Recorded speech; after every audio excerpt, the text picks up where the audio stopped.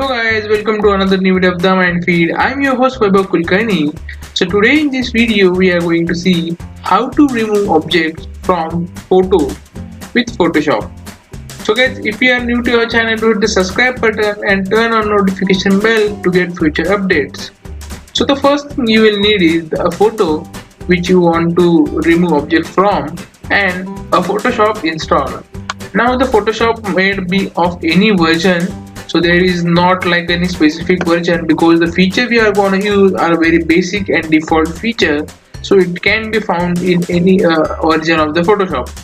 So the first thing you need to do is you just need to import the image. You can simply do it by dragging and but the another option is the just opening the Photoshop and then going to file and open.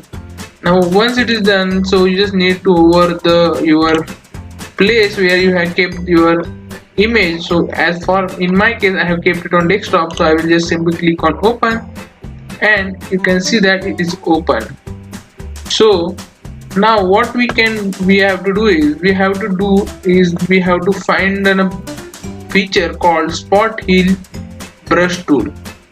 So it can be found on the left tool panel, just above or below the droplet. So if you have customized, so it might be different, but if you are unable to find it, just press Ctrl F and a search will be open. So you can just enter the heal and you will see the spot healing brush tool. So once it is done, you just need to select the portion or highlight the portion whichever you want to remove. So I will just highlight. So while doing this, I will suggest you to do it in the small portion so that the system will analyze the background and it will do it accordingly. So by doing it in a small portion, you can see that it will be more realistic effect rather than doing it all at once. So I will simply suggest you to do it in a small portion. So you just need to just highlight it and just hold while highlighting it, so it won't get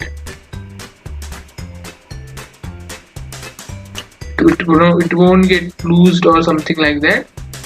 So it might take a little bit time for you depending upon how many objects you want to remove.